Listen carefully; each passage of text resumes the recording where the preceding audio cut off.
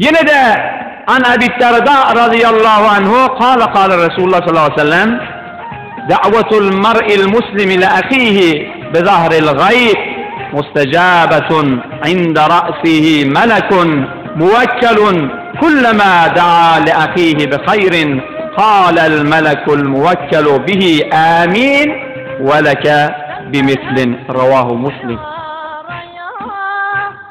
Peygamber sallallahu aleyhi ve sellem bir hadis-i şerifte fermayış ettiği cemaatler, bir Müslüman adamın duası, bir Müslüman doğanın izinden gaybana bir yok Müslüman doğanını bir adam izinden dua etti. Şunun duası hatmen kabuldur. Siz birbirimizi dua edelim Müslüman doğanlar. Şuna adam Müslüman doğanını dua edip duqa, Allah tebarek ve teala defeden bir ferişte iyi verir. Yankı ferişte gelir şunun kellesinin defesinde durar.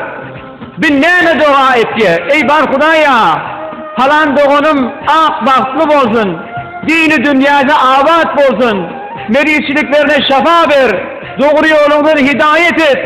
Her forum duaları, kol duaları Müslüman doğanına etti. Şey deyip dua edip duqa, kellerin defendeki ferişte aydar diye. Amin, amin, amin. Ey Müslüman bende, sen Müslüman doğanını şeyittirip yadına salıp dua etken, Allah sen duanı kabul etsin, Allah sen duanı isticabet etsin deyip, sen duanı amin deyip durur. Sen Müslüman doğanı dua edip durun. Peki de günahden, halaftan, kelekeciliklerden pek bunun ferişte de sana amin deyip durur. Bir dua nedir kabul olmasın? İmmen bunun izinden olukan ratbâli cemaatler. İzinden ne diyecek? Duanı tamam etti. Birahmetike ya erhamer rahimin diyenle ferişte ayışacak diye veleke bimislin.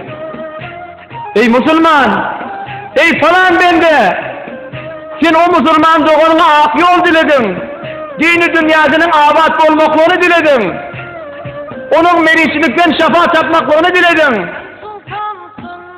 Huday, Allah tebarek ve teala senin özünü de şunun yanak versin. Senin özü muşkilatını açsın. Senin özü giriftarıyla açsın. Senin öz hacetlerini reva etsin Huday Teala deyip, sen özüne ferişte dua edecek. Bakın bizim duamız kabul niye ferişten duası alır.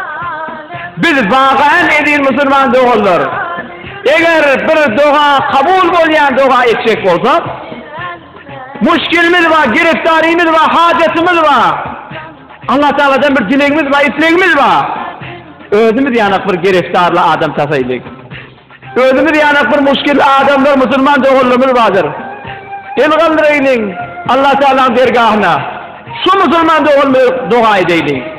Ey Hudaya, ya Rabbi Allah, şu Müslüman doğulmun hacetini bitir.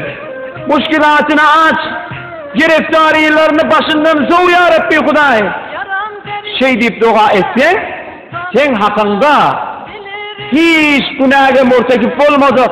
Madem Allah Teala'nın fermanına, buyruğuna gelip gören behterin ferişteler sen hakkında dua edecek.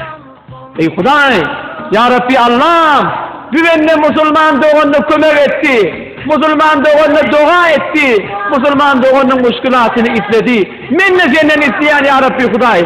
Şun öz dua diyanak. Şun da öz müşkülatını ayır. Şun öz hacetlerini ber. Gireftarilerin başından soğu ya Rabbi Huday deyip, yank ferişte sana dua edecek. Olu hangat edeceğim.